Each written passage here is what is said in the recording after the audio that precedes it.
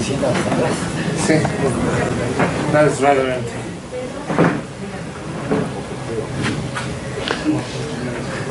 By the way, you have some rather nice birds here.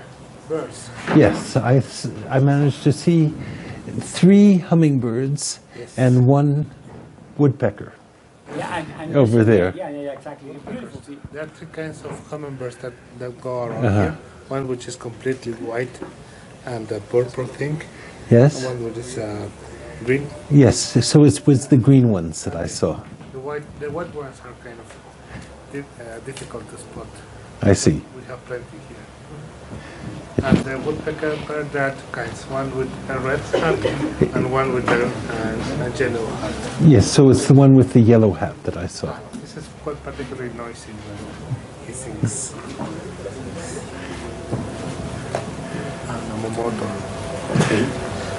I was surprised to see how easy it was to find these woodpeckers.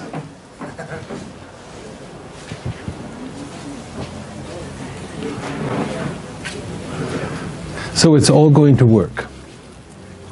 It's all going to work for semi-simple Lie groups. Okay, well, I tried.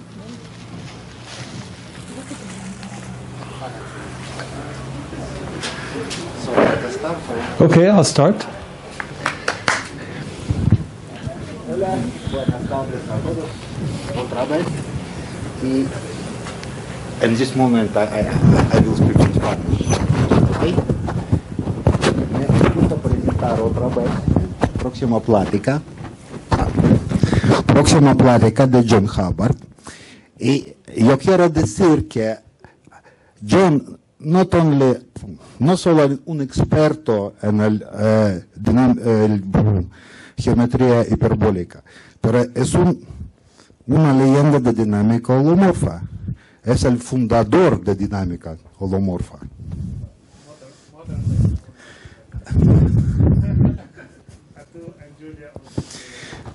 Yes. Now, perdón. Ahorita nos empezamos con otra plática de John Hubbard sobre los geometría hiperbólica y diffeomorfismos de superficies compactas o superficies con número finito de las perforaciones. Gracias.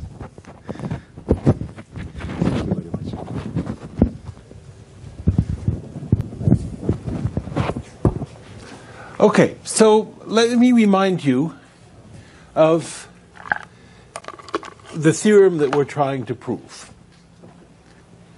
You take S, say a compact surface, compact orientable surface,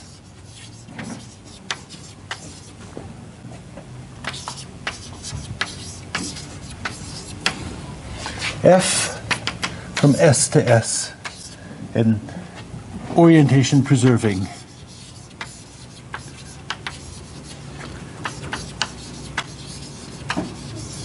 homeomorphism.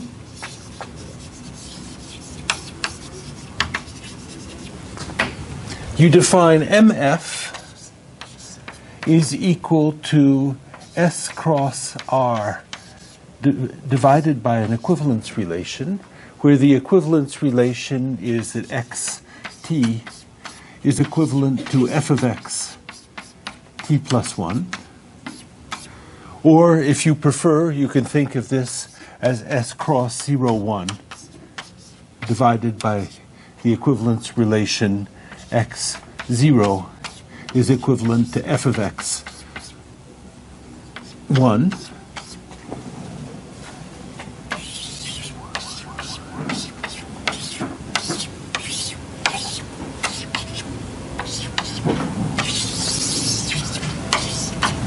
You glue the two ends, and the claim is MF has a hyperbolic structure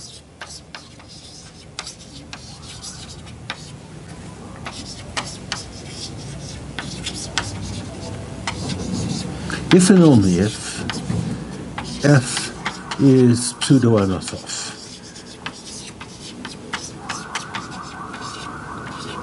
and perhaps I ought to say is isotopic to a pseudo-Anosov mapping, but I will often just omit that and think that pseudo-Anosov just means isotopic to pseudo-Anosov.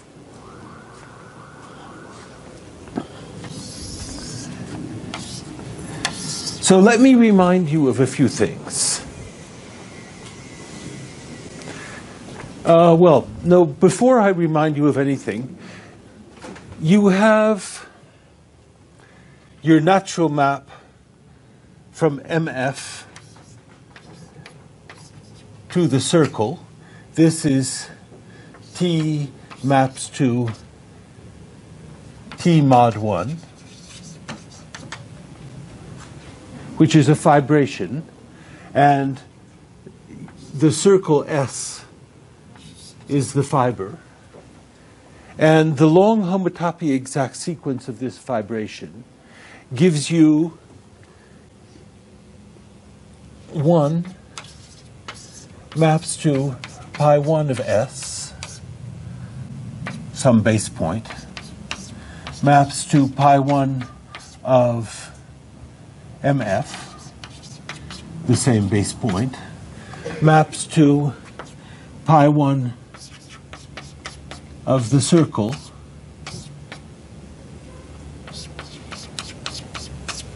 that base point, P, is this projection, maps to 1.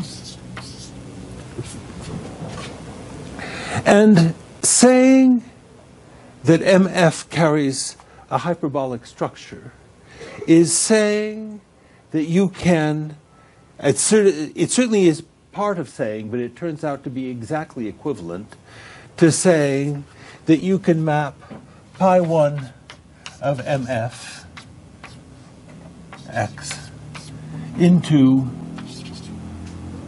the automorphisms of hyperbolic 3 space.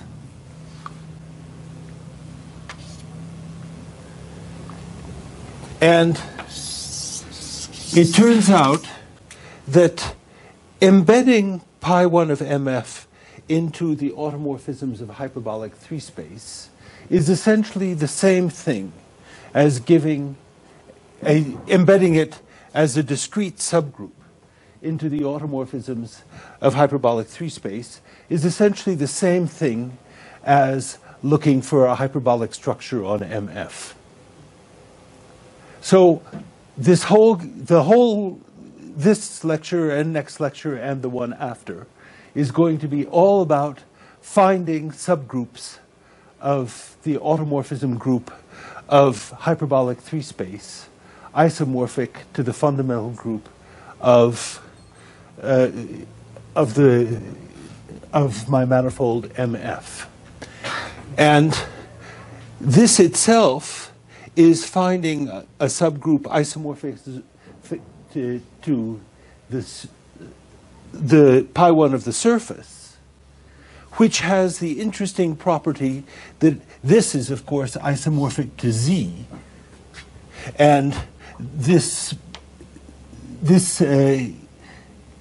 exact sequence represents the fundamental group of MF as a semi-direct product of pi 1 of the circle and Z.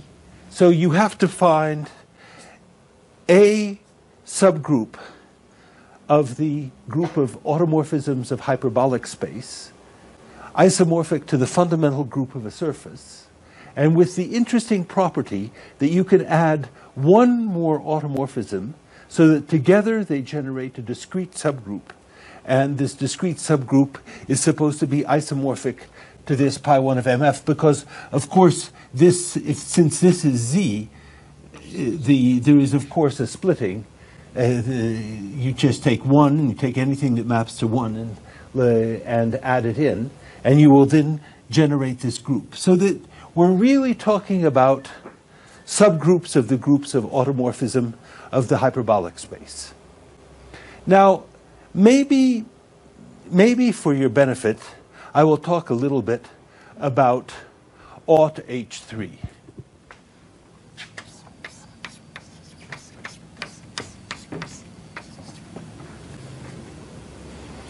Aut H3 has one identification as PSL2C and another identification as SO31. SO31 is the most natural one, but PSL2C, as it turns out, these groups are just about isomorphic. This actually has 4 components, and one of the 4 components is isomorphic to PSL2C. The fact that there are these 2 identifications and that this is C is why this theorem is really a theorem in complex analysis. It's sort of an extraordinary fact that the tools that are used to prove this theorem are all complex analysis, and it doesn't look as if there's any complex analysis in all of this. The complex analysis comes entirely from this C. That's where the complex analysis is. What? You don't say. So it's important to understand why this works.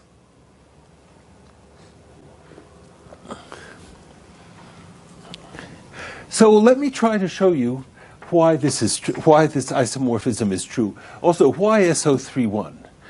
Hyperbolic 3 space sits inside E31, where E31 is R4 with the quadratic form dx squared plus dy squared plus dz squared minus dt squared. It comes with a quadratic form. This quadratic form is non-degenerate and has signature 3,1. And hyperbolic space is the set of x, y, z, t, such that x squared plus y squared plus z squared minus t squared is equal to 1, and t positive. And the picture that you should have, it's very hard to draw in 4 dimensions. So I will draw in 3 dimensions instead. And the picture that you should have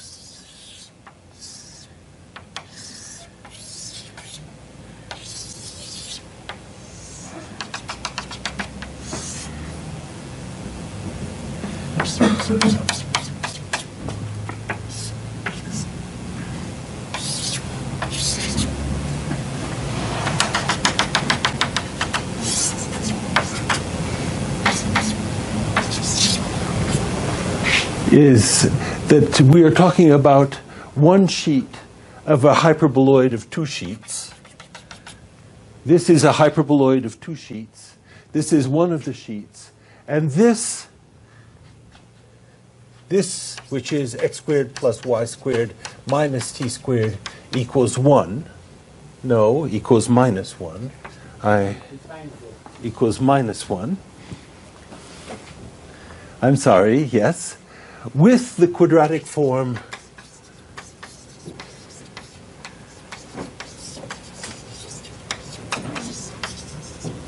dx squared plus dy squared minus dt squared.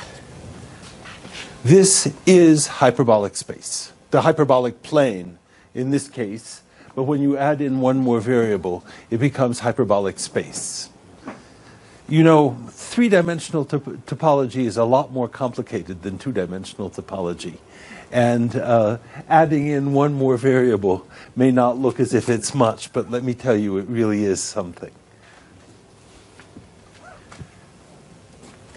Notice that this is a positive definite quadratic form as restricted to the hyperboloid, because this quadratic form is positive on all planes with slope less than pi over 4, and is of signature 1, 1 on planes of slope bigger than pi over 4. If a plane is tangent to this cone, that means that it has slope pi over 4. And then it contains an isotropic line, a line on which the quadratic form vanishes identically. And then if you take a slightly lower slope, well, obviously if you take slope 0, the xy plane, it becomes dx squared plus dy squared, which is the world's best positive definite quadratic form. And if you tilt it up to angle 45, it stays positive definite. And all tangent planes to this hyperboloid have slope less than pi over 4. So they're always positive definite. This, of course, is designed to look just like the three-sphere.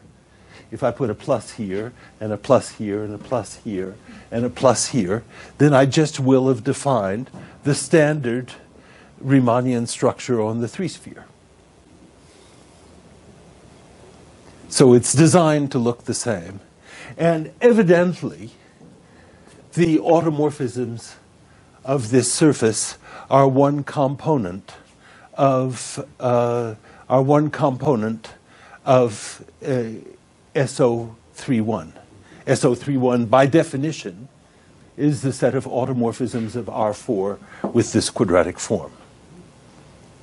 Okay, now how about PSL2C? That C, which I claim is the place where all the complex analysis comes from. So there's a beautiful construction due to von... Oh, I would like to emphasize that there is an enormous literature about this, about E31, specifically R4 with this quadratic form. It is not just a curiosity. We live in R4 with that quadratic form, which is otherwise known as Minkowski space and is the ambient space for the theory of relativity. So for physicists, this is the world. For physicists, this is the world we live in. So there's no way of saying how important it is in its own right. And in particular, John von Neumann worked hard about this space. He's the person who sort of created the mathematics of quantum mechanics and so forth. And he invented the isomorphism between these two things. And he did it as follows. You look at the Hermitian matrices. Hermitian matrices A, B, C, C bar.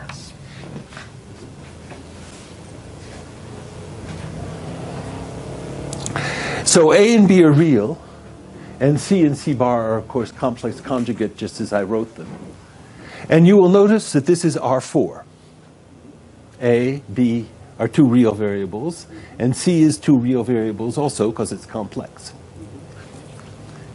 And if you look at the determinant of this, you will come with AB minus C squared, which is 1/4 of A plus B squared plus A minus B squared minus C squared.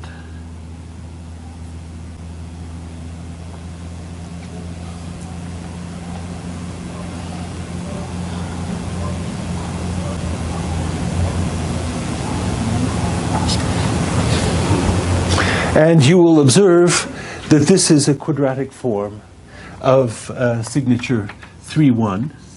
There's one positive sign and three negative signs. That minus C squared really counts for two negative signs, minus the real part of C squared minus the imaginary part of C squared.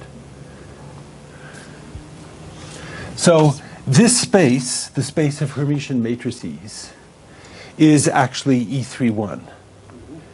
But on the other hand, SL2C acts on the space of Hermitian matrices by conjugacy.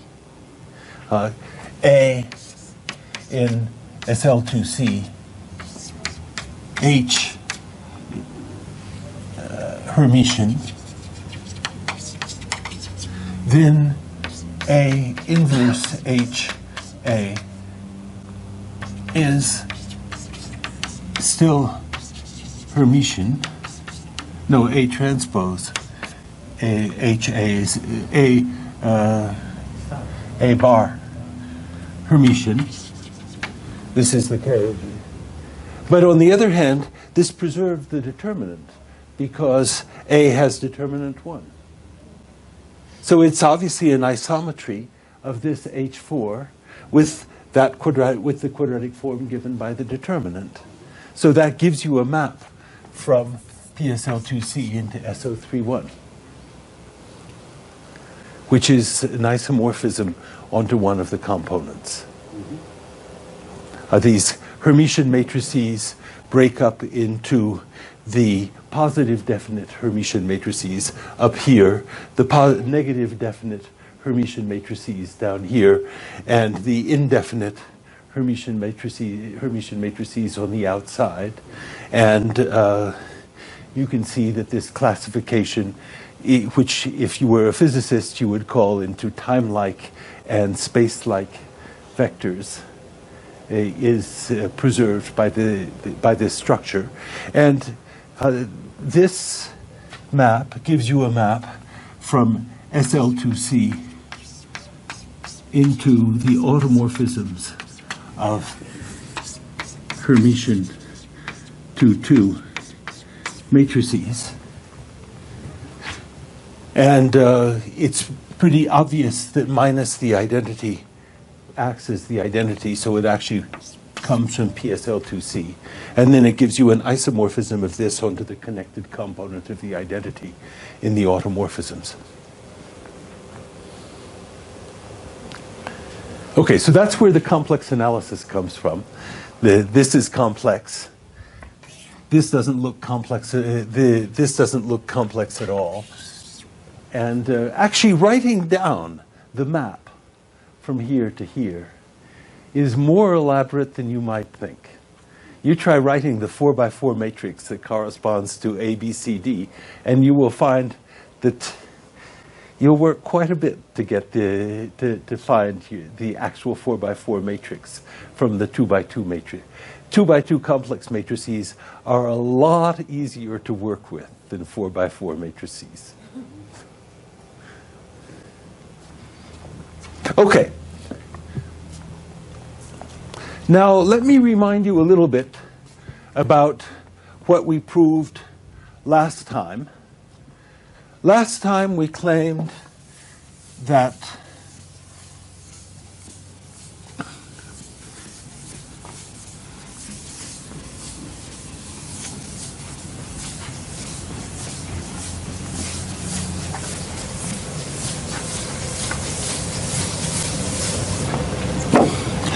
homeomorphisms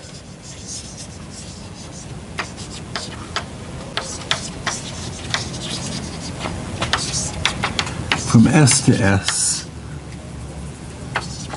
are either finite order or reducible or pseudo-Anosov.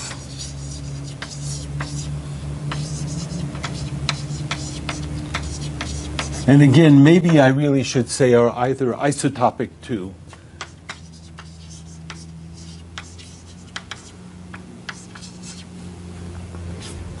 but in point of fact, I'm often going to forget that isotopic to and just speak it out as if they were of those particular sorts.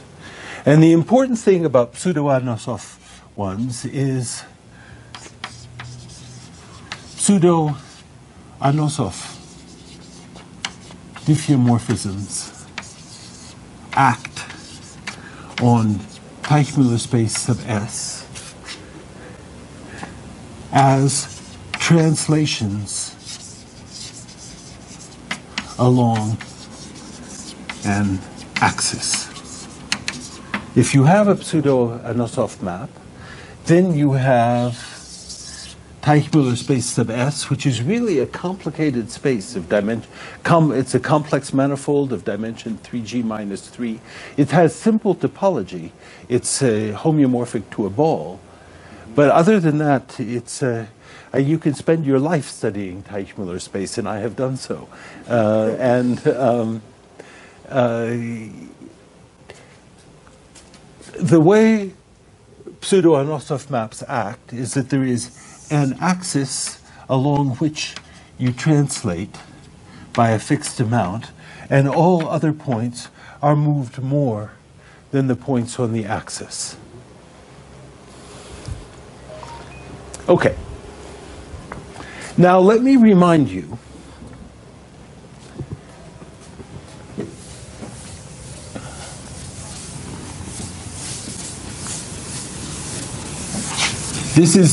This is absolutely fundamental, and at no point in the lectures can you forget this.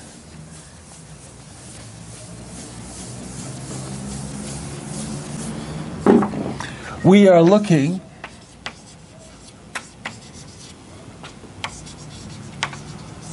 for a subgroup gamma sub f in aught H3 isomorphic to pi 1 of MF. In particular, containing a subgroup isomorphic to pi 1 of S. Now, at no point in the lecture, in this lecture or the next, can you get away with forgetting that this is what we're really doing. What we're really doing is we are looking for a subgroup of the automorphisms of H3 isomorphic to pi 1 of MF. And in particular, because you have this subgroup pi 1 of MF, pi 1 of S maps to Z, perhaps I should say we are looking for an enrichable, no, we are looking for a subgroup, in particular containing a subgroup, an enrichable. You're looking for a pair, a group of the subgroup. Well, yes, but I'm looking for, I prefer to think of it that I am looking for an enrichable subgroup. I'm looking for a subgroup. This is supposed to be sitting in aught H3. And since this is a subgroup, it will always so be sitting in aught H3, but it will have to have the special property that it's possible to add one more element of aught H3, not of the subgroup, to it, such that the subgroup and that element generate a discrete subgroup, and this discrete subgroup is supposed to be isomorphic to pi 1 of MF. Yes? And we shall act by conjugation as the pseudo-Anosov, more or less, no? You don't get to get ahead too much. No, but you add one more element and you want to be discrete. You want the group to be discrete, and you want to be able to add an extra element, and for that still to be discrete. The element and all its powers. Not just all its powers, all the words. All the words in your subgroup and that extra element. All those words together are supposed to be a discrete subgroup. Right. And it has to be the right. It has to be the right.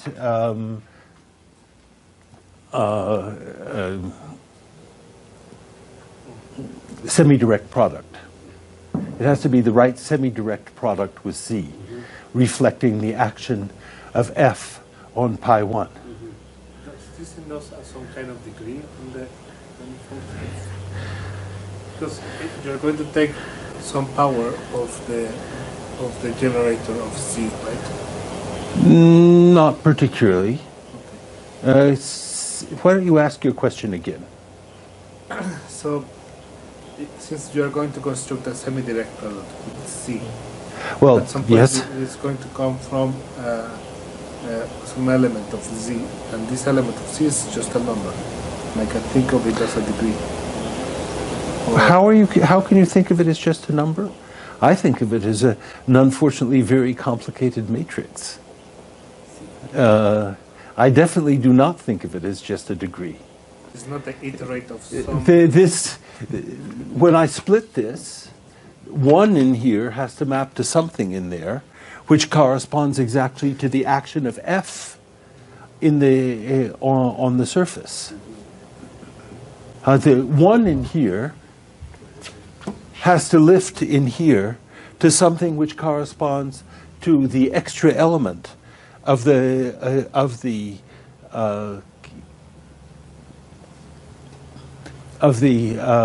fundamental group, the one that corresponds to lifting a circle into your 3-manifold that fibers over the circle. And so it's something fairly complicated. Finding that thing is what we're really is where the real work is. If I go now back beyond to the fiber, it does as a map from the circle to the circle, and therefore you have a degree. I unfortunately have not understood what you're talking about. So it's a vibration with the fiber. So you have a fiber which is some surface of some genus, and it sits over the circle, so you have a bundle like that. But if you try to lift going around the circle, you'll start someplace, go around and end up someplace else, and that someplace else is what F does to your surface. And you're looking for that, the element of the fundamental group of the 3-manifold, which corresponds to such a loop. Okay. Look, let's say we're not in any real rush.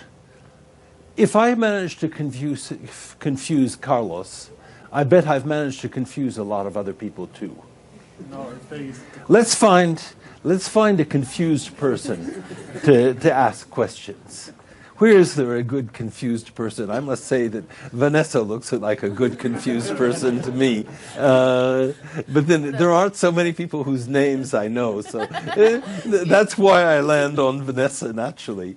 But I guess is Jesus Hernandez around? He must be. Yes, there he is. Yes, there's another good confused person. Or Adriana? Yes. Are you a confused person? Yes, I am. Would you like to ask a question? Well, For instance, what the hell are you talking about? he was explaining to me that what we want is to find a group and a subgroup related to the manifold that has a hyperbolic metric on it. And what else? That's all true, yes. It appears that Jesus is less confused than some people. Yes.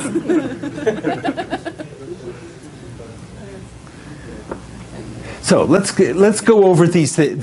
These ideas are fundamental. Saying that MF has a hyperbolic structure is saying that MF is homeomorphic to H3 divided by gamma F for some gamma F. To say that MF has a hyperbolic structure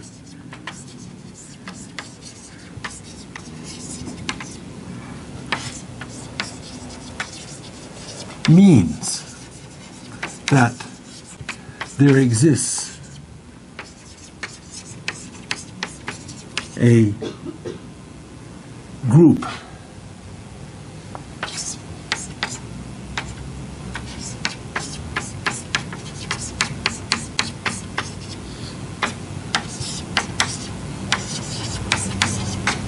and a homeomorphism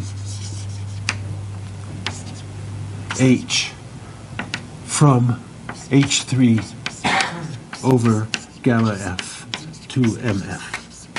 That's the meaning of the word has a hyperbolic structure. It's automatically torsion-free, no, I think. It's automatically, it's automatically torsion-free. Universal covering of the manifold is Yes. contracted. Yes. Okay, now let's go over and ask Adriana whether she agrees that that statement is that she understands the meaning of that statement. Yes. And Vanessa? And Jesus? Yes. I guess it comes out as Jesus. But now, suppose we have that. Are you saying that we automatically have a distinguished subgroup, which is pi 1 of S? It automatically will have a distinguished subgroup, which is pi 1 of S, because it's a normal subgroup, because it's the kernel of projection to Z, and so it is completely natural. There's no choice in your subgroup.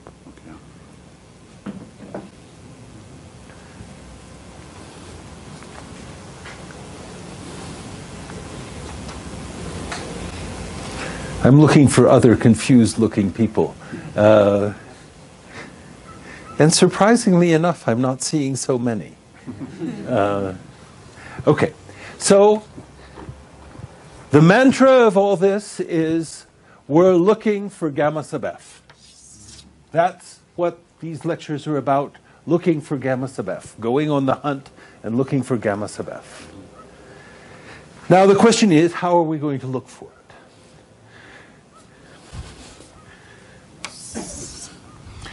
We know lots of discrete subgroups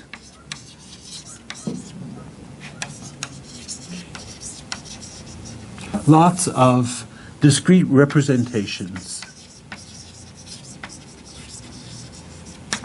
rho from pi 1 of S into alt H3.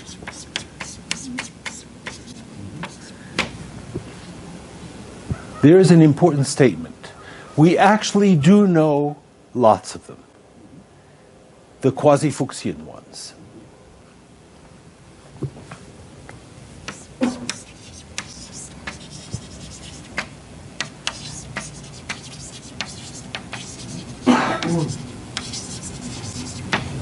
And I think most of today's lecture will be trying to get you to understand the quasi-Fuchsian ones.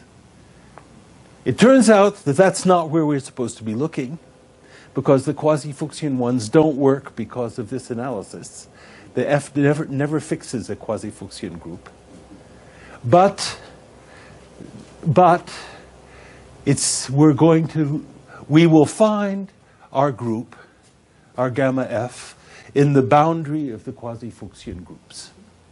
So we're going to go out hunting for a discrete subgroup. We won't be able to find it in the quasi-Fuchsian subgroups, but we are going to find it in the boundary of the quasi-Fuchsian groups. So the limit will be isomorphic. We expect it to be isomorphic to the group of the surface and still be discrete. Yes. And then, but it will not be quasi-Fuchsian. Its limit set will be the entire sphere, and in fact, the simple closed curve that's going to show up will be a Peano curve, and there will be all kinds of horrible complications or beautiful complications, depending on your outlook on things. But the first thing to do is to understand the quasi-Fuchsian groups. This is a drawing of a quasi-Fuchsian group. This is a drawing of a space of quasi-Fuchsian groups. It's in the parameter space. We're going to be looking for points on the boundary. Yes? Rather a slice of the space of quasi-Fuchsian. This is a slice through the space of quasi-Fuchsian groups. And let me just put up some pretty pictures to give you an idea as to how complicated quasi-Fuchsian groups can be. Can you explain this more? What exactly? I have every plan to explain it in great detail, but it's not just a matter, I can't just answer. It'll take me half an hour to really explain what this picture represents. But let me just put up some other pretty pictures to give. Here, quasi-Fuchsian groups can be fairly simple, like this, or can be quite complicated, like that, or quite complicated, like this.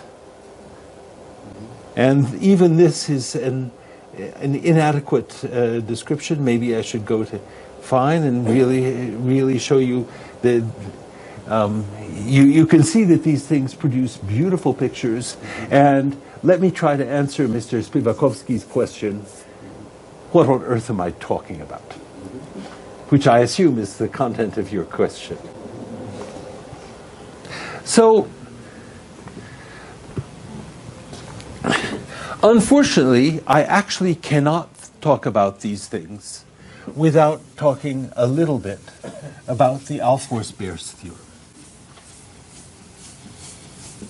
So let me talk a little bit about the Alfors-Beers theorem, of which, by the way, the name Alfors-Beers is completely wrong, and the correct names are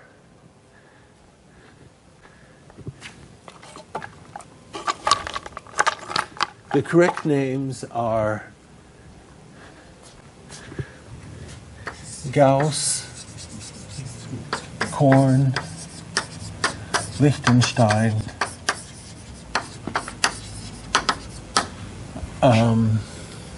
Mori, Vekwa, Boyarsky,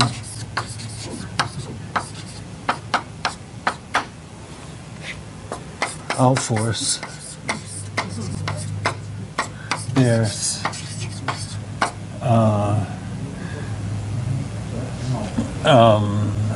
Lechto. And the important names are Gauss, Mori, and Boyarsky. Really? Those are the important names. I always choose the complement in my lectures. I see. Well, as it turns out, though, those are the three important names. Okay. What is the theorem of Gauss in this equation? So Gauss proved the existence of isothermal coordinates on surfaces, which, as it turns out, is this theorem in the case where mu is real analytic. And two another person in the first line? Korn and Lichtenstein, they proved the same theorem in the case where the mu that's going to show up in the theorem is Hölder continuous. Mori proved the full content of the theorem, but he did not have any continuity with respect to mu. Boyarsky proved both the analyticity and the continuity with respect to mu in different topologies. Boyarsky proved everything. Yes, I know. And then Alfors and Beers just copied Boyarsky's paper. It's true, you know. And not only did they copy Alfors's paper, but Beers wrote the review of Boyarsky's paper in 1956 for the AMS reviews, and then published it again in Annals with Alfors in 1958. Exactly the same paper. It was in Russian, probably. It was in Russian, yes. Yes, Boyarsky's was in Russian. So Alfors and Beers really qualify as translators.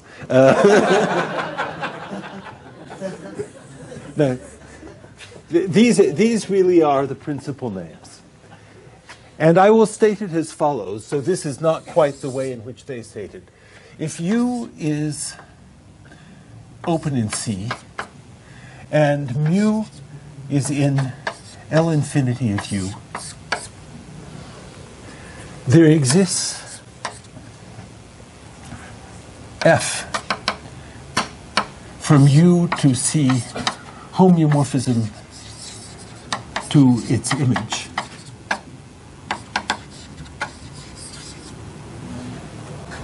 Satisfying with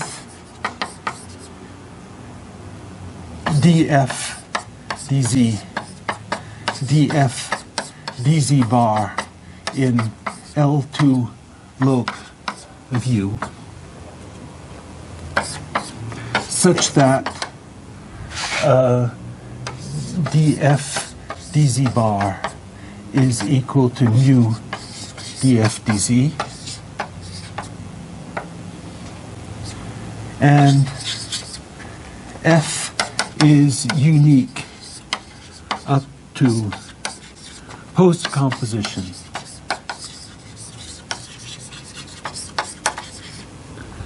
with an analytic, a univalent analytic map from f of u to C. Okay, so that's the theorem. And it doesn't look like much, does it? Oh, this equation is supposed to be satisfied in L2 loc. This is in L2 loc, this is in L2 loc. If you multiply an element of L2 loc by an element of L infinity, you still have an element of L2 loc. Do you want the unit norm?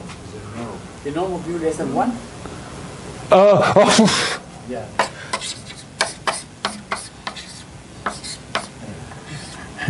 Absolutely.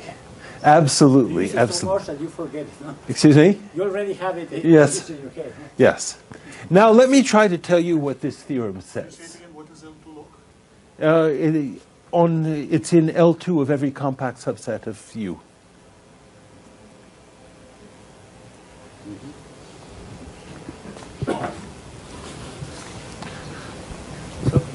Sorry to go back. So what is Leto's? Lehto contributed improvements to to some proofs.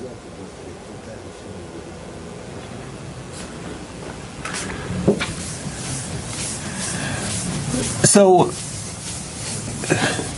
believe it or not, Gauss actually proved this theorem when mu is real analytic. He actually proved it. And his proof says that this, which looks like a partial differential equation, is really an ODE in C2 when mu is real analytic. And it's just fantastic that he managed to do this, but it's true. Gauss was Gauss. Maury actually proved this theorem, as is. But he did not show something which I haven't stated, but which I will use, which is this f depends, can be chosen to depend analytically on mu in pointwise, and to depend continuously on mu in the L1 topology on mu's. So there's a lot more going on than that. And f is just differentiable? Well, no, f has its derivatives in L2 loc. And by the way, there are books that say this theorem with saying that the f is almost everywhere differentiable and satisfies that equation almost everywhere.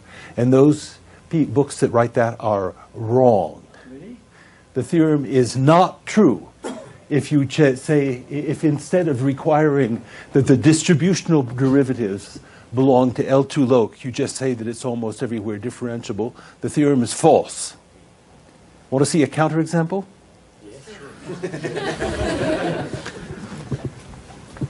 Okay, let eta of x be the standard devil's staircase.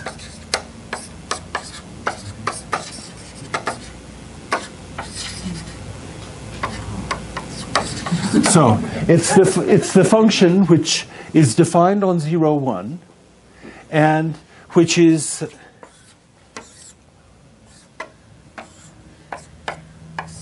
on between 1/3 and 2/3.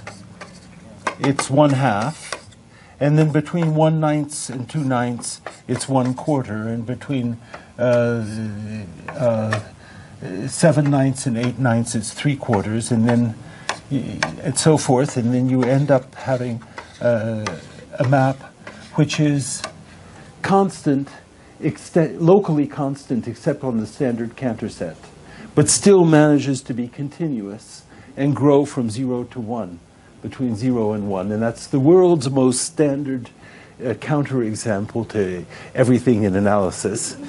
And the important thing to realize is that its derivatives, its distributional derivatives, do not belong to L1 or to L2. Its distributional derivatives are a measure, and that measure is the standard measure on the Cantor set. Its distributional derivatives, things that are misguidedly called weak derivatives, precisely because they're strong derivatives. That's why they're called weak. Their weak derivatives are a measure, not a function, supported on the Cantor set. As a distribution. It's a distribution. Well, it's measures are distributions.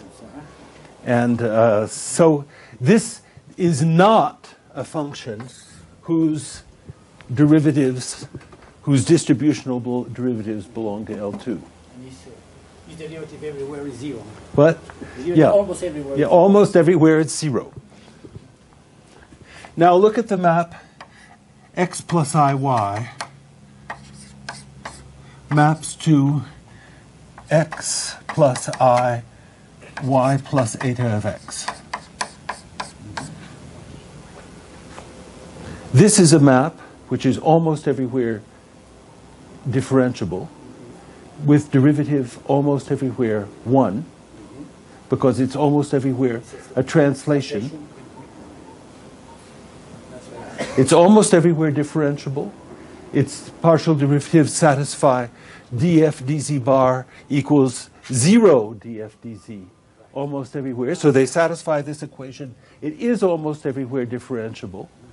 It is it satisfies this equation with mu almost everywhere, but it is not quasi-conformal.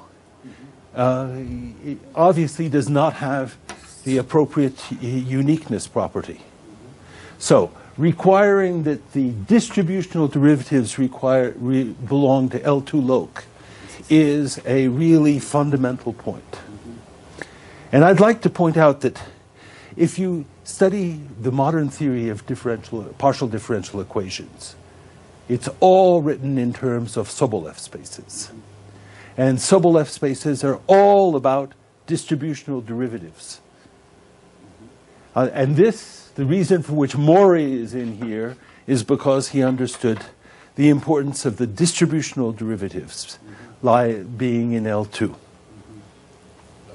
What? L2 loc. So, now what is the geometry? This doesn't look like anything interesting. But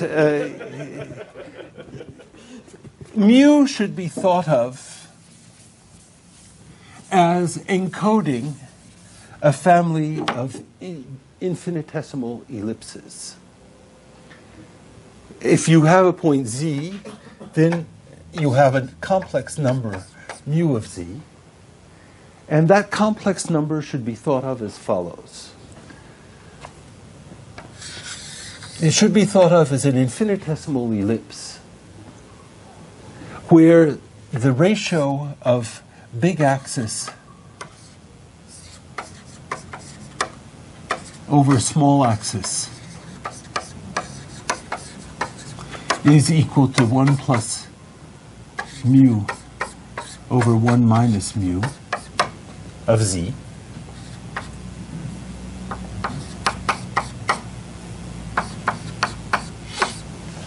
And this angle is 1/2 of the argument of mu of z.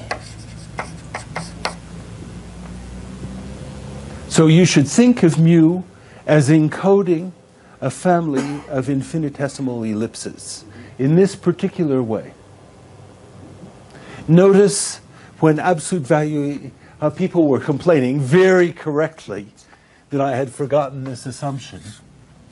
Notice that when absolute value of mu goes to 1, the denominator goes to 0, this goes to infinity, the ellipses become infinitely long.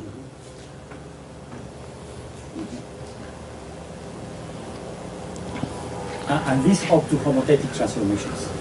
Well, it's infinitesimal. No, but I mean you can. Yeah. No, you can't rotate it at all. 1/2 argument of z. Yeah, that's right. 1/2 argument of mu. No, it's not at all. There are no rotations involved. No. Then the meaning of this equation.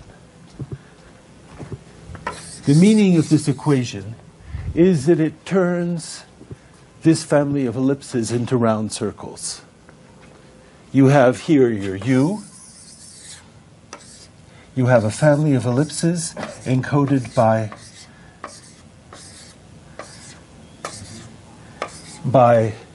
in this particular way. You have your map f.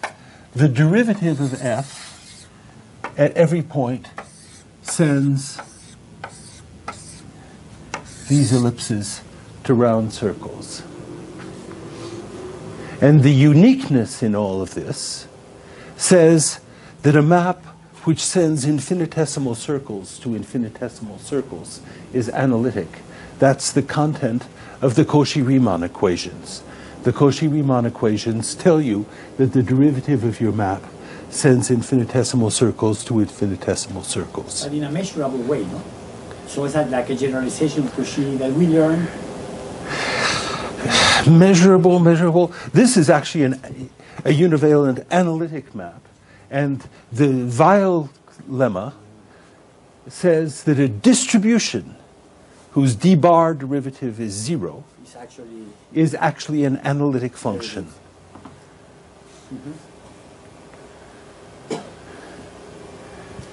So this is the content. This equation geometrically says that infinitesimal ellipses map to those infinitesimal ellipses are mapped by the derivative of f to infinitesimal circles. That's the geometric content of this equation.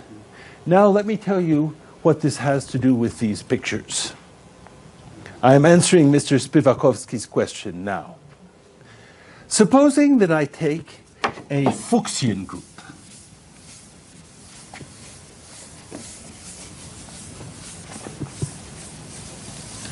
Supposing that I take gamma in PSL to R, a Fuchsian group.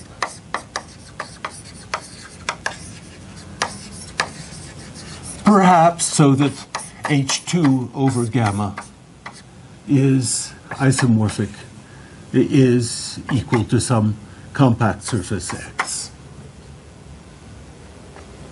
So here is the upper half plane with a fundamental domain for this Fuchsian group, and you have to think temporarily that gamma acts also on the lower half plane. You can't get away with thinking that it just works in the upper half plane. You have to realize that it actually works on the upper half plane and the lower half plane also. Now, on this fundamental domain, choose a function mu any way you like in L infinity of u, L infinity of the fundamental domain, any way you like. And think of it as a family of infinitesimal ellipses.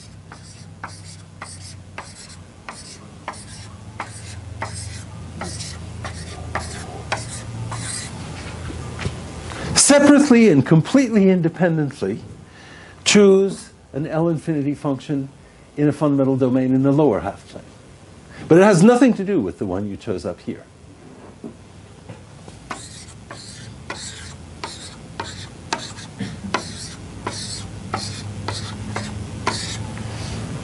Now, carry this family of infinitesimal ellipses to the whole upper half plane so as to make it gamma invariant.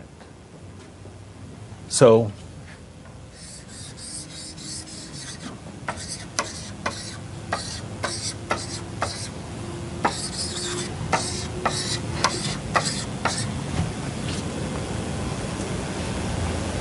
carrying means, of course, that at this point, this point is some element of capital gamma times this point, and you look at the derivative of that element of gamma, which will map this ellipse to some ellipse here. And then do the same in the lower half plane.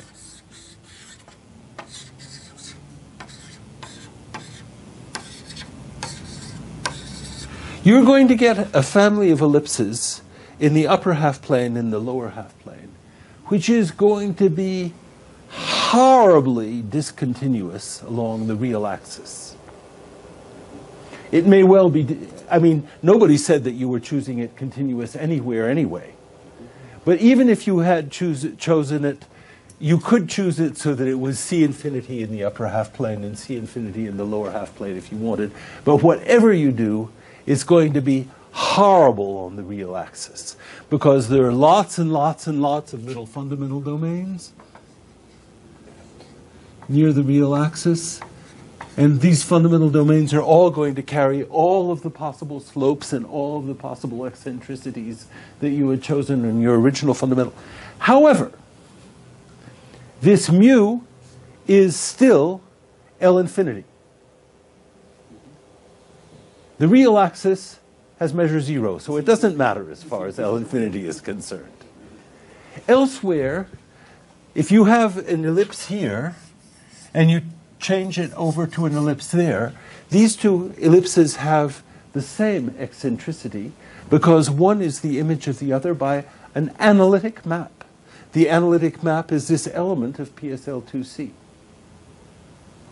What you have here is a mu on all of C that you can apply this theorem to. Nobody ever said that you couldn't be all of C. You can perfectly well be all of C. So there exists a map F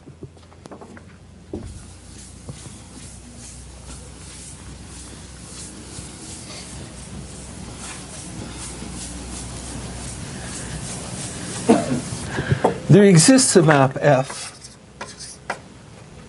which is going to send all these circles, all these ellipses to round circles. What is it going to do to the real axis? And the answer is that.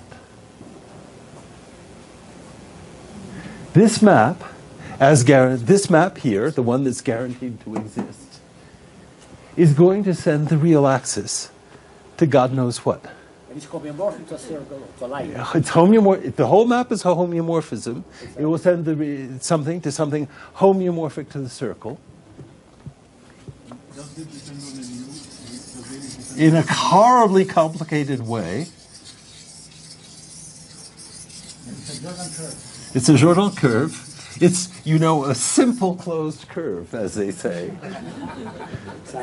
But it's going to turn it into a simple closed curve, and then all of these ellipses are going to turn into round circles on one side of it, and all of those ellipses are going to turn into round circles on the other side of it.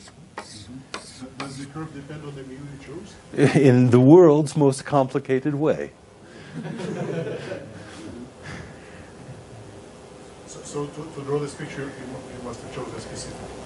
What? So to draw this picture, you must have chosen a specific mu, right? That isn't quite the way the picture was drawn, but it's one possible interpretation.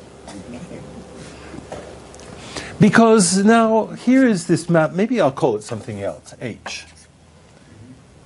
What would you think of H inverse composed with gamma composed with H?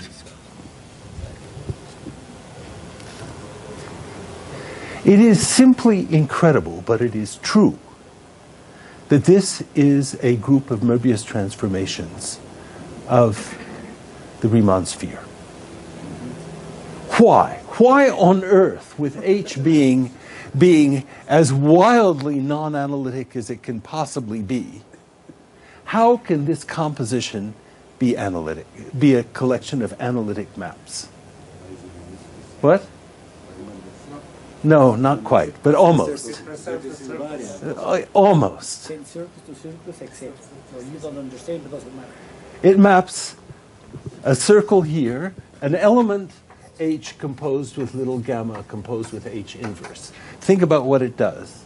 It takes a circle here to an ellipse here, to the corresponding ellipse here, back to the circle at the image point.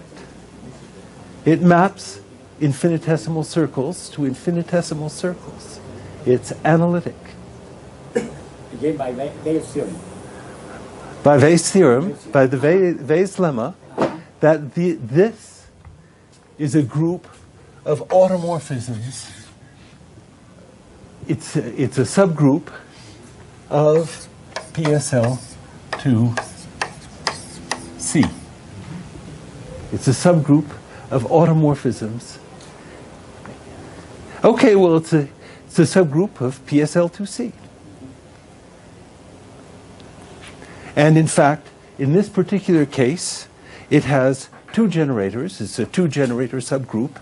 And this picture is not really drawn by integrating any particular mu. There is a mu that corresponds to it. God knows what it is. But it is just gotten by taking two matrices and looking at words in these matrices and drawing the limit set. That's all. That's the way it's drawn. It's not drawn by integrating. It could be drawn by integrating some mu, but that's not the way it's done. And it's very, very, very much easier to do it this way. Because what does this space really represent? Sorry. What you said is drawing the limit set, you're actually drawing the fixed points of the matrix of the words. Yes, the limit set here is drawn as fixed points of various words in the two original generators. So now I'm really going to answer Mr. Spivakovsky's question. There is a space of, you take the free group on two generators, and you look at maps phi from this into PSL2C. And you map them specifically so that AB, the commutator of AB, maps to Z plus 2. So you take pairs of matrices with the property that their commutator is not just parabolic, but is specifically Z gives Z plus 2. You might wonder, how big a space is that? Well, the space of pairs of matrices in SL2C is 6-dimensional. SL2C is 3-dimensional. The set of pairs of elements is 6-dimensional. But this equation, that the commutator of AB is Z gives Z plus 2, is 3 equations. So you're down to dimension 3. And you still can conjugate your matrix by translations. So the total space of conjugacy classes of such maps is 2-dimensional, 2 complex dimensional. This represents one slice through that space. And I can show you other slices. I can move the slice by doing something like this.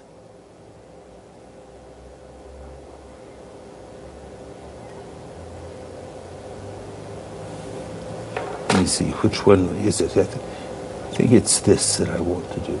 No? Oh, that was a mistake. Does this work? No.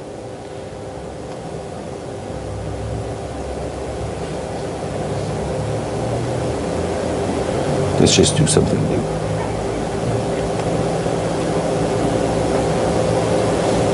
I'm just making another picture because I don't really know how to go back. If I make a mistake, then I don't know how to fix it. And let's do the limit set, and let's make it fine, and let's make it bigger. By the way, here you are seeing a Fuchsian group. Now, maybe it's this that I know. Let me see. I want to be marking that. Is it control? Maybe it's just this. Yeah, there. You can see I'm changing my slice through the two dimensions. I'm choosing changing my slice in the space through. Now, when you take two matrices, there's a really non-obvious question. Is the group that they generate discrete or not? And you might wonder how on earth the authors went about drawing this picture. But in principle, the colored locus is the locus where it is discrete. And the black locus is where it is not discrete. And the gray locus is the locus where the computer wasn't able to decide. There's some dirt. Whitish. What? There's some dirt. So is this one component or how many components? You're referring to this dirt here? Yes. Well, the reason for which there's that dirt is unfortunate. It has to do with the fact that at this particular value, one of the generators became parabolic. And along that dirt, there are values where some generator has become elliptic, or some word has become elliptic. And because the outside is drawn using the Jorgensen inequality, well, there are cases where there are discrete groups with elements that are of finite order. And so it can't possibly discover that those groups are discrete. And so the computer failed around here, and for other reasons it failed in here. It didn't manage to decide whether it was discrete or not.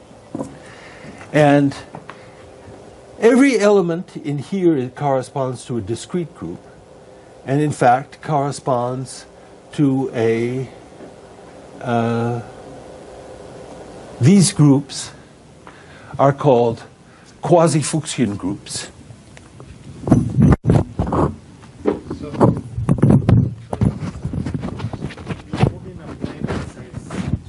Yes. Does it have any fixed point in a fixed line? Or you actually moving? Actually, I was just moving it at random. I was changing. The two numbers that you see here describe what plane it is that I'm moving on, and I'm just moving it sort of in some random fashion. Is homeomorphic to an open disk? No. I am doubtful that anybody knows that whether these plane slices through the two-dimensional space are homeomorphic to disks. I doubt that it's true for all values. I am doubtful that, but what? The diagonal has funny properties, and there are other things with funny properties. I don't think that anybody knows. But every point in here is just a choice of two matrices whose commutator is z gives z plus 2. And those that are colored are definitely discrete groups. And those that are black are definitely not discrete. And those that are gray, the computer wasn't able to make up its mind. I might be able to encourage it to look a little bit more carefully. Every one of them, all the interior of the colored part is quasi-Fuchsian. What size the words are? What is the length of the words? It goes in different. It's a tree, and it explores parts of the tree to different depth. There's no exact answer to your question, because it makes up its mind how far to explore trees in the branches of trees. The Cayley graph of the tree group is coordinated by the Cayley graph of the tree group in two generators. Yes. That's the way you probably. Yes, it explores things and it explores different part of the Cayley graph to different depths, and it makes up its mind really on the basis of those circles that you see, which are really isometric circles of elements of the group, and it stops looking when the isometric circle corresponding some particular word is too small.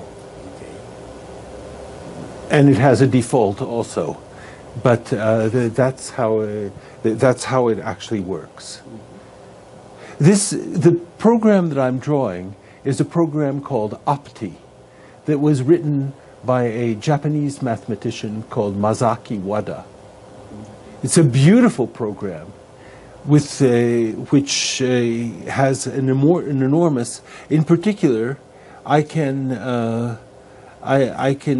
do this, and it will then draw the three-dimensional fundamental domain for the group generated by these things. I think I have to make this quite a bit smaller to see what's going on.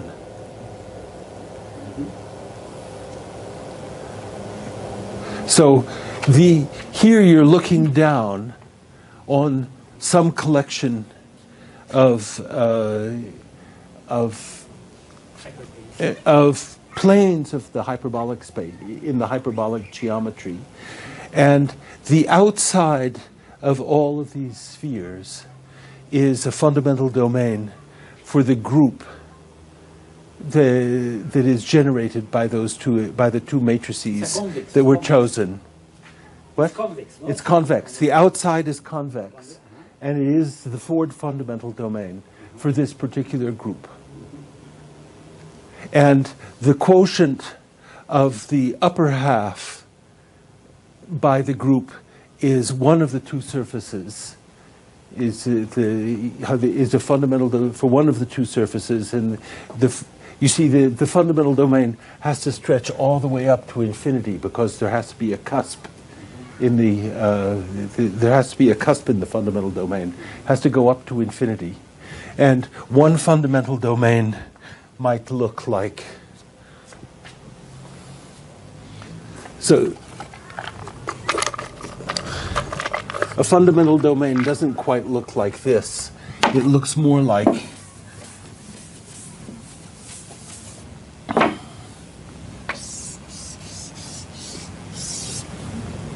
the kinds of fundamental domains which you draw for SL2Z.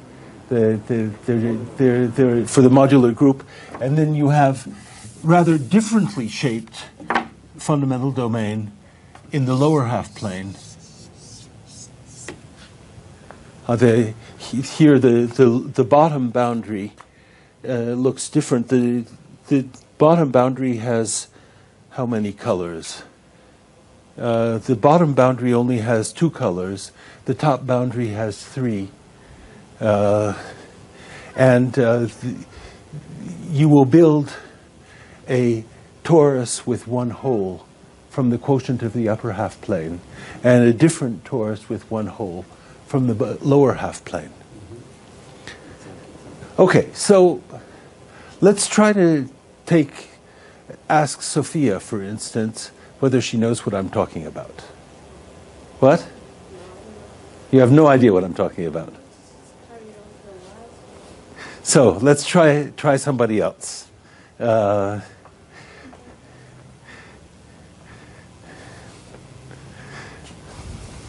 Does Mr. Spivakovsky understand what I'm talking about? More or less, I think. Does Adriana know what I'm talking about? I don't believe you. I'm one of these skeptical people who doesn't necessarily believe what people tell him. Okay, so let's go over things a little bit more. areas of these slides? I mean, the triangles. Oh. I don't So the colored locus is provably made up of discrete groups. The black locus is provably non-discrete groups. So first of all, we're talking in the space of two generator groups in PSL2C, such that the commutator of the two generators is exactly the map Z gives Z plus 2. Is that meaningful? Yeah. Vanessa, does that mean anything? The space of two generator groups in SL2C such that the commutator is precisely the map Z gives Z plus 2. Z gives Z plus 2 is an element of PSL2C, and the commutator is that particular parabolic element of Z of PSL2C. And this is obviously a three-dimensional space. Now, Jesus is going to tell me why it is three-dimensional. That's his question, yes. Jesus is going to tell me why it is a three-dimensional space. The condition on the commutator gives three equations. Yes, the condition on the commutator saying that a matrix in SL2C is an element of SL2C is three complex equations. And it's three complex equations in 6 variables. Two matrices is one matrix is 3 variables, two matrices is 6 variables, and making the requiring that the commutator be Z gives Z plus 2 is 3 equations, bringing you down to a 3-dimensional space. So that's that space. Almost. It's a regular value? I mean, you take the commutator map, goes into it's a regular value, so it's actually, I haven't. it's a smooth. I think it's a smooth variety. I think it's a smooth subvariety of PSL2C, of PSL2C squared. Is there a reason why the non-black locus looks connected and simply connected? There is a reason, and I'm about to try to tell you what the reason is. Now, there still is one normalization possible. You can still conjugate by translations, and the way in which the translations are normalized is by fixing that point right there, that blue point that you see, is the fixed point of is the attracting fixed point of one of the generators, and it is forced to be 0. So you said it is a puncture toroid, and this puncture corresponds to this parabolic element. Yes. And why there is no other parabolic elements? Nobody says that there's no other parabolic elements. Okay. And, for instance, right there is an extra parabolic element, and right there is an extra parabolic element, and right there is an extra parabolic element, and right there is an extra parabolic element. And elliptic elements? there are elliptic elements at groups that are over here in what he had called dirt. Yes, the dirt corresponds to the existence of elliptic elements. But I'm totally confused. There are no hyperbolic contact surfaces which are generated by theory. Yes, they are. Well, not in this family. Because I have forced the commutator to be parabolic, because there definitely have to be parabolics in the group, and therefore I am not generating compact surfaces. But if I didn't impose this condition, then there are compact Schottky representations. Yes? If you choose a hyperbolic element instead of parabolic, would this work? Perhaps I didn't write the program. It might be harder to write the program. You see, you would be losing the periodicity of your pictures. You would be losing the periodicity of your pictures, and so and you might be losing other things too. The commutator has the derivative 1. Cannot be hyperbolic. It has to be parabolic. No, it's perfectly possible for the parabolic to be, for the commutator to be anything. Nobody says that the trace of a parabolic is true. Okay.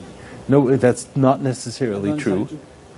One question. So, take one of your points in the color, which is actually is discrete and torsion free. It's a three-dimensional manifold. I'm trying to guess that it's the torus minus 1 point cos r. True or false? What's the topology of the manifold? The topology of the quotient of hyperbolic space by that group, it's a torus minus a point cross r. That was my question. That is exactly correct. That's what I guess. Yes, that is exactly correct. And then the others have the generacies of that. But it's a hyperbolic structure on such a thing. Exactly. It's a hyperbolic structure, and you can see the quotient of the upper half plane here is one of the two ends at infinity, and the quotient of the lower half plane is the other of the two ends at infinity, and the total space is indeed a torus minus a point cross r. Exactly.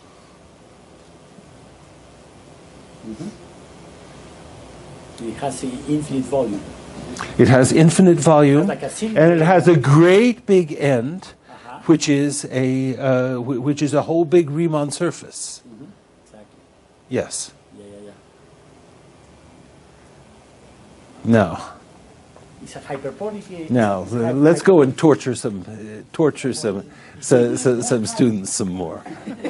But you haven't said. Or would you rather that I torture professors for a bit? I can torture professors also. Carlos looks like a good person to torture. What? He thinks I should torture him?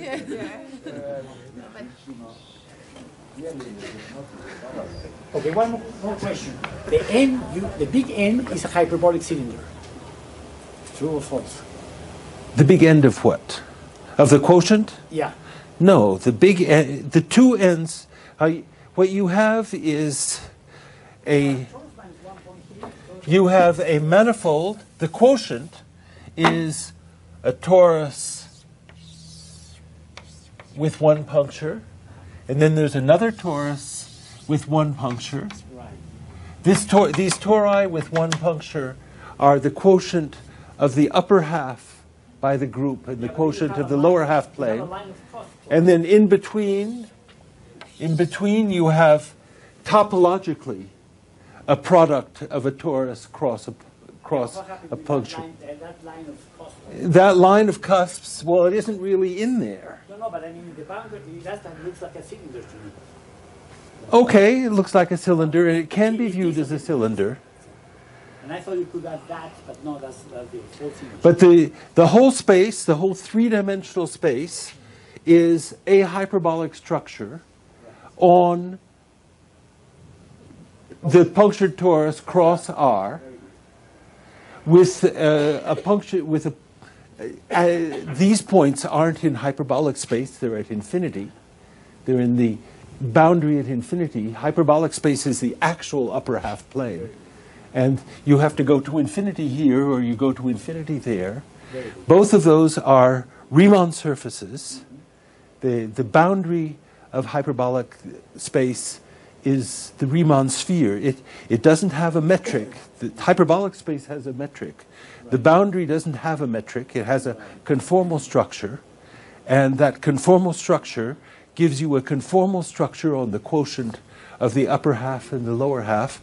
Here you see, if you take a fundamental domain like this, you see a fundamental domain for the construction of that Riemann surface. Down beneath, you see another fundamental domain for a different different punctured torus. Those are at infinity of the hyperbolic manifold.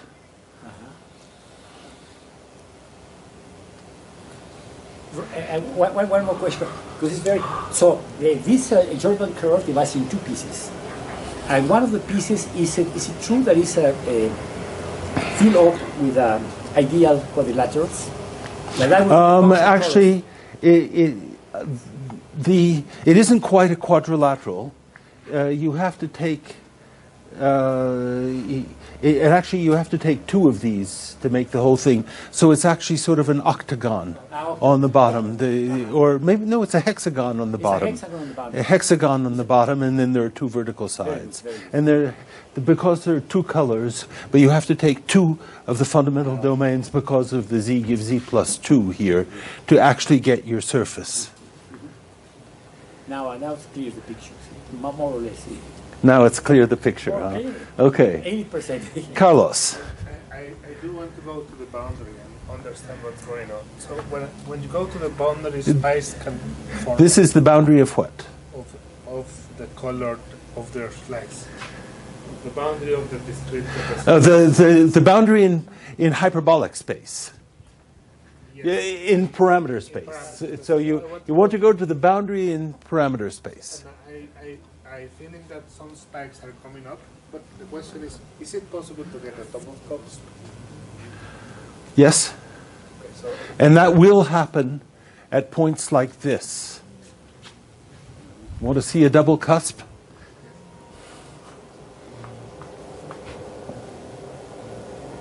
But there are complicated things that happen at the double cusps.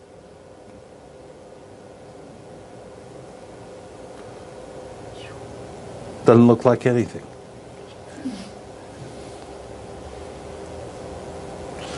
Maybe I'm not sure that this group is discrete. The computer doesn't seem to be able to make up its mind. just a little bit off, so we can see the curve. Excuse me? Just a little bit off, so the Jordan curve is not this. I think I'm going to have to go someplace like that.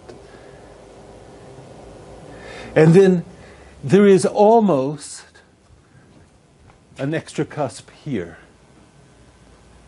which is not the cusp at infinity, which is a different cusp. So genus is forming. What? So there are extra genus. There's extra. The surface is actually lower genus. A curve is being squeezed to a point on one side and not on the other. What was the upper half plane is becoming disconnected. You see, there's this fundamental domain and that fundamental domain and this fundamental domain and this fundamental domain. At the moment, this is still a simple closed curve. But in a moment, this is going to squeeze down, and that's going to squeeze down.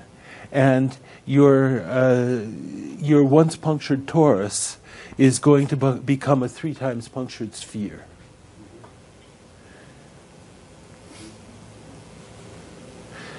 Maybe I'll start wandering through on this side rather than that side to find people to torture.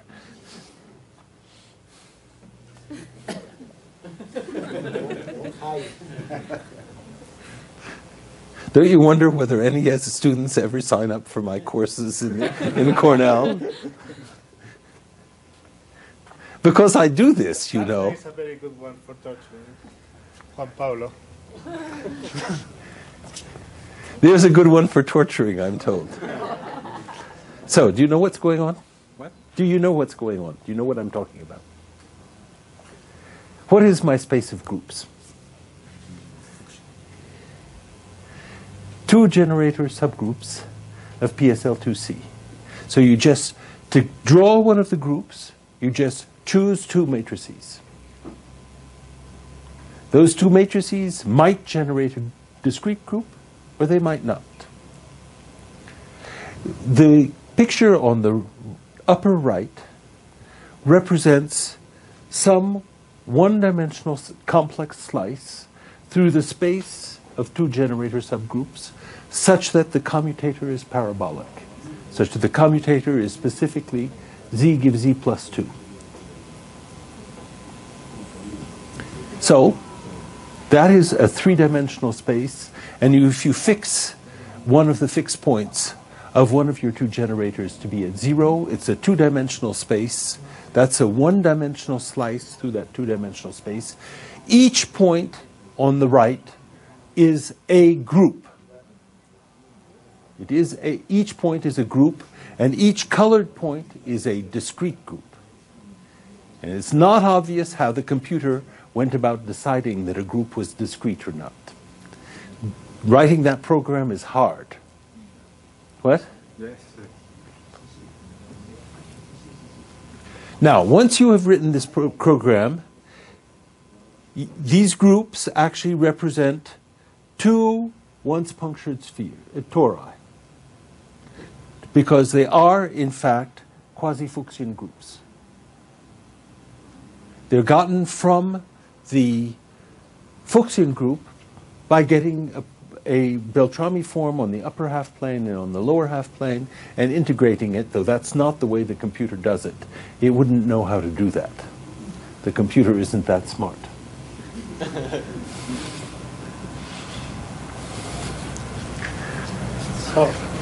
So, questions. Yes? So, no, I mean, it's... Alberto said that there is an hexagon.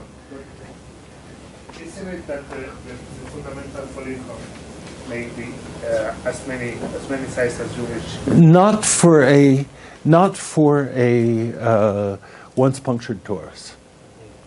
For a once punctured torus, you always have a fundamental domain which is a hexagon.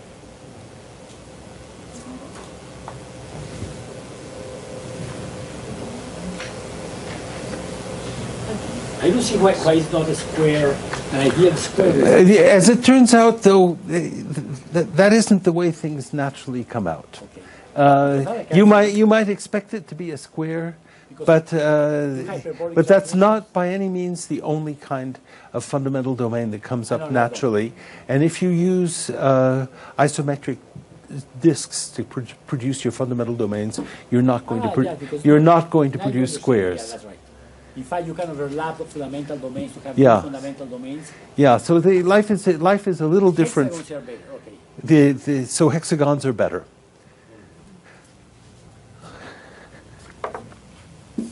Okay. Now,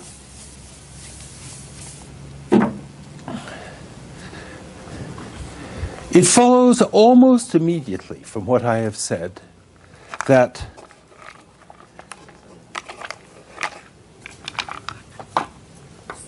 the space of quasi-Fuchsian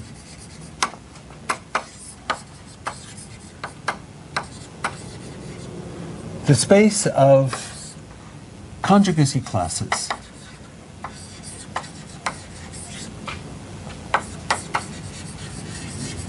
of quasi-Fuchsian representations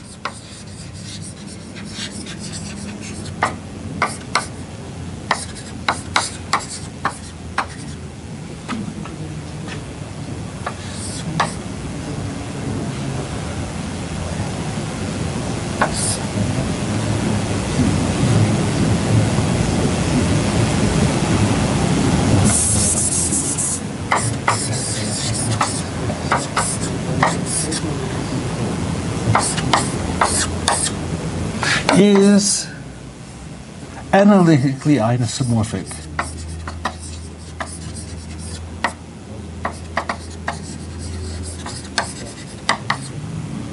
to Teichmüller space sub S cross Teichmüller space cross S star. The space of conjugacy classes of quasi-Fuchsian representations, such as, for instance, this is a one-dimensional slice through quasi-Fuchsian representations, such that of the free group on two generators, is a product of two Teichmüller spaces. By the way, Teichmüller space 1, 1 genus 1 with one puncture. I dislike this notation, but I'll use it temporarily. This is isomorphic to the disk. So Teichmüller space 1, 1 cross Teichmüller space 1, 1 is two-dimensional. And this is a section through quasi-Fuchsian representations representing two copies of the punctured torus. And it is, by the way, this is an answer to Mr. Spivakovsky's question about why these things look like disks. This is a section through something which is really a disk cross a disk topologically. Teichmüller spaces are always contractible, and these particular Teichmüller spaces are one-dimensional. So you might expect that plane slices through something that looks like a disk cross a disk might be simply connected, and then again they might also not. But at least there's a chance that it's going to come out that way. So this section looks like in this coordinate. This section is how it looks like in this coordinate. You have complex coordinates. It's hard to tell. It's hard to tell, although in some sense, in some sense you can tell where you are in Teichmüller space cross Teichmüller space. Let me take this and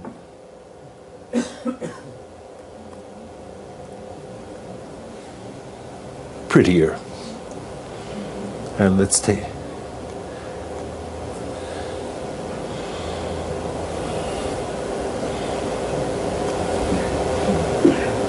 in some sense, by looking at the quotient of the upper half plane by the group is a particular once punctured torus.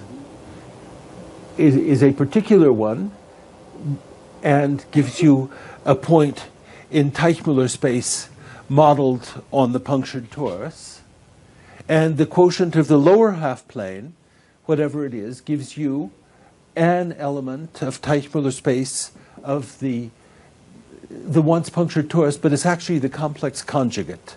It comes with the opposite orientation naturally, as you would expect the lower half plane to come with the opposite orientation of the upper half plane.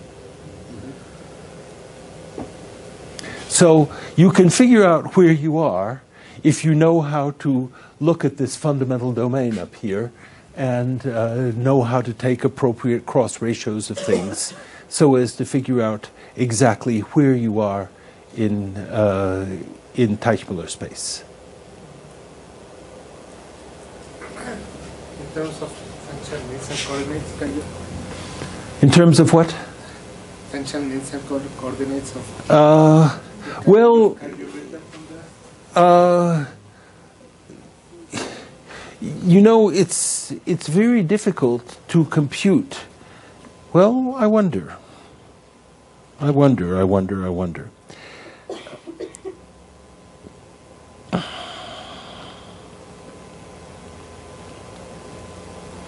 I'll have to try to. I mean, his question is, could I figure out where I am in Fenchel-Nielsen coordinates? And knowing Fenchel-Nielsen coordinates requires knowing the hyperbolic structure. And knowing the hyperbolic structure means knowing the integrating map from here to the upper half plane. And can you imagine trying to write the Riemann mapping for the top of that curve to the top of to the upper half plane? It's probably an entertaining problem in numerical conformal mapping. But as it turns out, I'm an expert on numerical conformal mapping. So in principle, I should be able to answer your question, but I've never done the computations. But I probably could.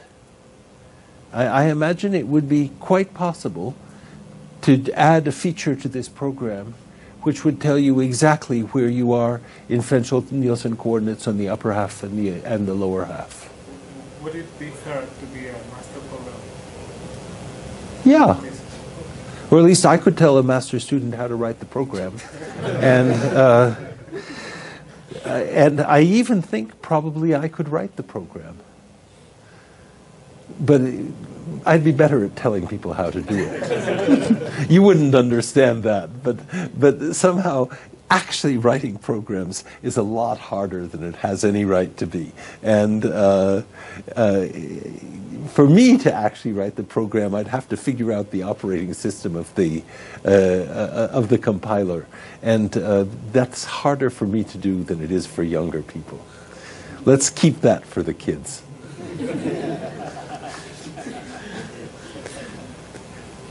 Now, what time is it? Okay.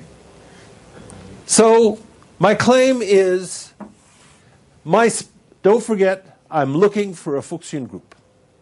I'm looking for a subgroup of the automorphisms of H3, which is going to be my fundamental group for MF. And I have just found a whole lot of representations of the fundamental group of the surface, which is this space, which is otherwise known as that space, since they are canonically isomorphic. And the problem is that my desired representation isn't there. My desired representation doesn't live in this space, and that's because I understand exactly how F acts on this space. I have two copies of Teichmüller space.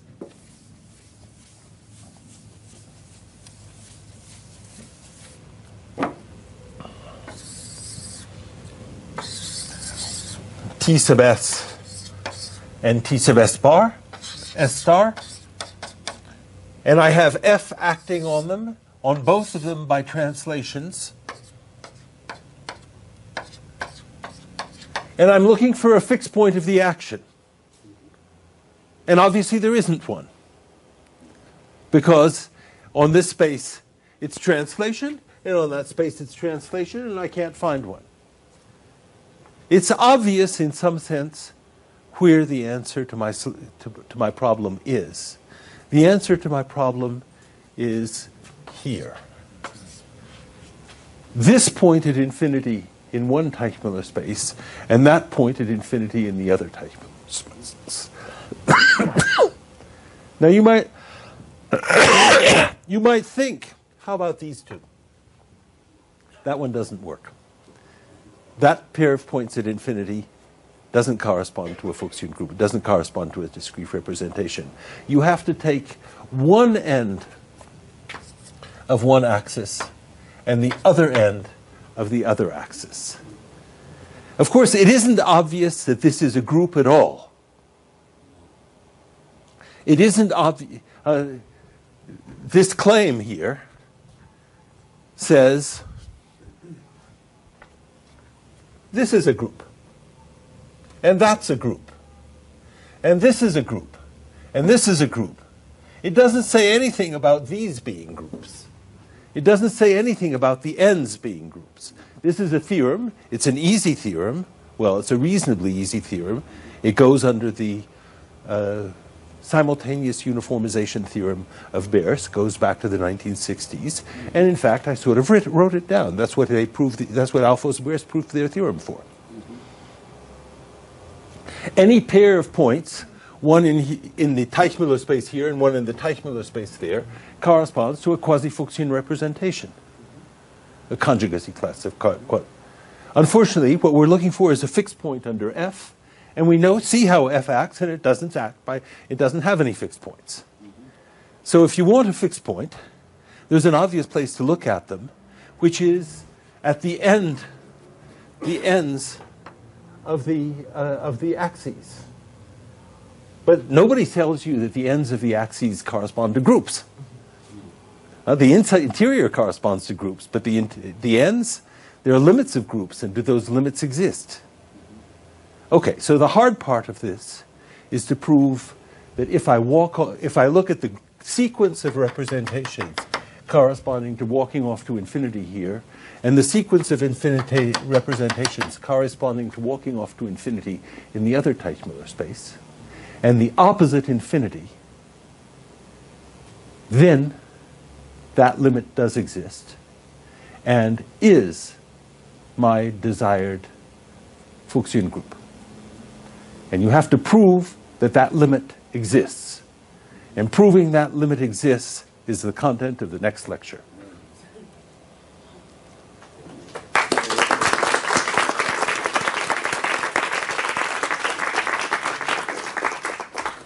Any questions, no questions, or comments? ¿Me lo puedo hacer en español, Carlos? What?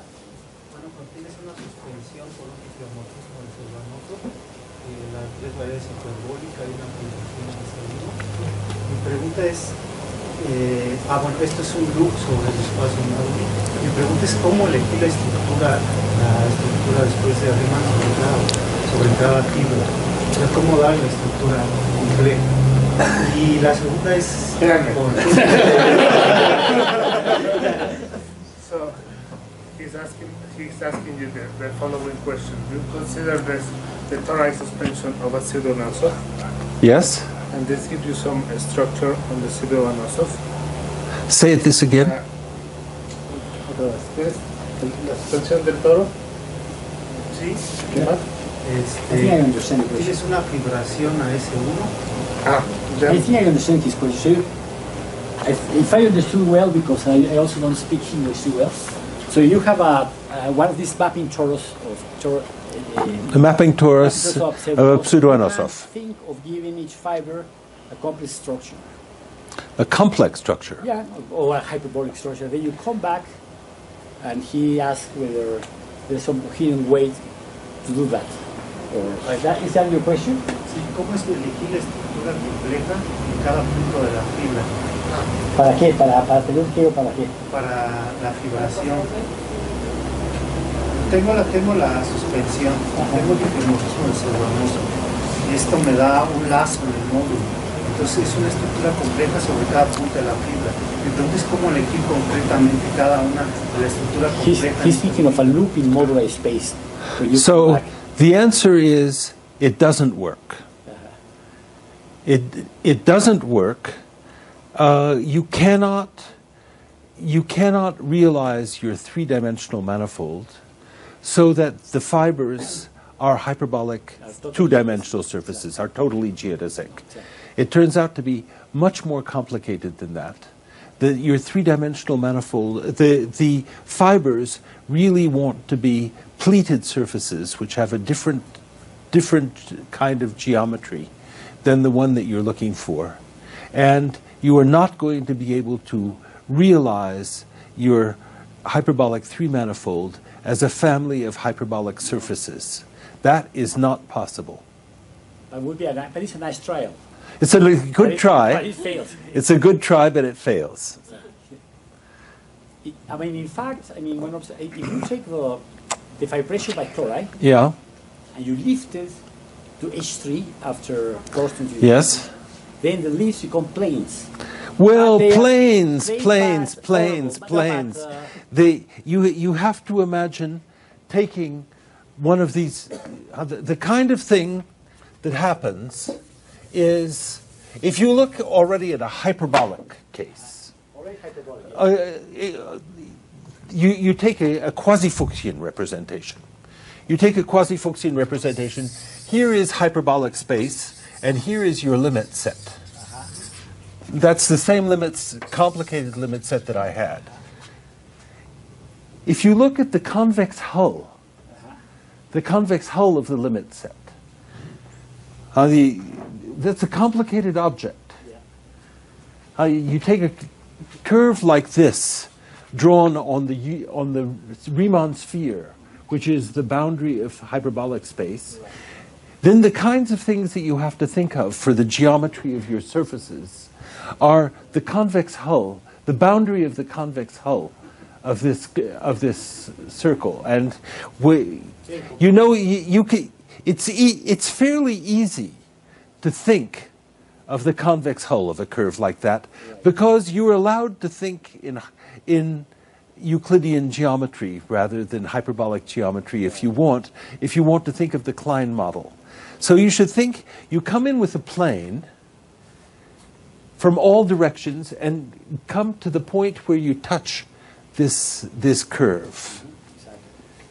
Now, that thing has a terribly complicated structure. There are a number of triangles, and then some Cantor set, and then another triangle, and some Cantor set, and then some other triangle, and then some Cantor set, and some other triangle, and Cantor set, and other triangle. And that's the kind of surface that you have to expect to find when you try to actually make a fibration. The geometry of your surfaces has to be something like that. No, but my question is, you have a smooth foliation by tori. Yes. No, by tori. By surface of genus G. Yes. And then each of these surfaces inject its fundamental group. So when you take it you lift it to H3, they become planes. What happens at infinity is another matter. Well, it becomes a product. And I claim that it's, I have a name for the way it looks, is the Thurston cabbage. Well, maybe it is a Thurston cabbage. Have you seen the cabbage? Thurston cabbage? The only way to understand is to look at, you know what I mean by a cabbage? It becomes a piano curve. Yeah. Yeah, I mean, this curve is going to become a piano curve when we go to the boundary. And becoming a piano curve, the convex hull is going to become something tremendously convoluted. It's a cabbage, okay. Well, you can have it as a cabbage if you want. So also has a second question, which is, now you have the suspension of your pseudo-Nassau. Is this a kind of tool to compute the hyperbolic volume of your manifold? Can you use the vibration of the pseudo-Nassau map? I don't know of any formula for the volume of the three-dimensional manifold in terms of the pseudo-Anosov as a word in generators of the mapping class group or something like that. If there is such a formula, I would be very much interested to find out about it, but I don't know of any such formula.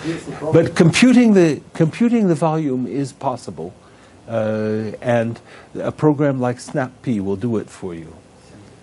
But by a completely different algorithm, much more closely related to the WADA algorithm, where they really just use how they find the hyperbolic structure by gluing together tetrahedra, and then they find the volume from the Lobachevsky function, the dilogarithm function on cross ratios. I mean, it's a separate lecture. It's a separate lecture how to find the volumes of these, how to actually construct these hyperbolic structures and how to find their volumes. And it's a very entertaining lecture, and I can give you that one too if you want. But I'm not going to give it now. I've worked hard. You work hard. No.